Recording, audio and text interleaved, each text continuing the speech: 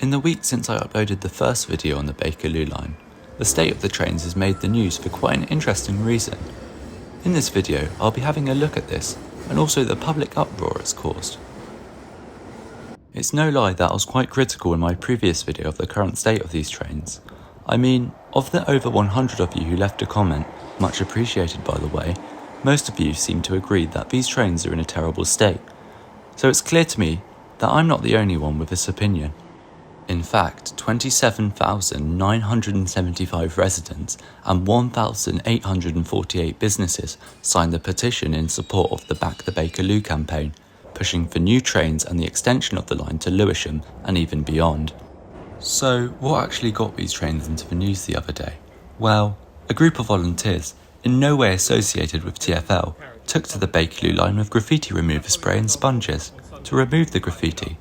The group also had an amazing name, Doing What Sadiq Can't, and they were led by an anti-NIMBYist called Joe Reeve, who also founded a group called Looking for Growth, who previously wrote a bill making infrastructure project approval easier for the UK government. So far, 4 out of 5 of the bill's aims have been adopted by the government.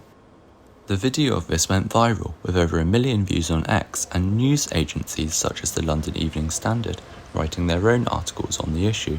The response from the public was, with how easy it is to remove graffiti, why is nothing being done by City Hall and TfL? And why are we relying on unofficial volunteers to keep our transport network clean? There has been no official response to this from TfL or the Mayor of London, with the only Bakerloo line related announcement being the go-ahead of the Bakerloo bus, a new express bus service from Waterloo to Lewisham, acting as a stopgap while the actual extension is on hold. This X post was made only a few days after Joe Reeve's first Bakerloo line post. I bet the comments of this will be wild. Oh wait, they're turned off. Obviously, cleaning a fleet of 36 trains is not as simple as rounding up a group of friends to spend an afternoon on the tube armed with store-bought graffiti remover and sponges. But it does show that it isn't that complicated for TfL to make a start. TfL's reason for not being able to is that for a full service they need all the trains that they can get, and if they took 1 or 2 trains out of service to be deep cleaned for a week at a time, it'd reduce the service on the line. As much as I don't make the timetables for the tube, I don't think that removing 1 or 2 trains from service at a time to be deep cleaned would impact the line's frequency too much, maybe only dropping it by a train or 2 per hour.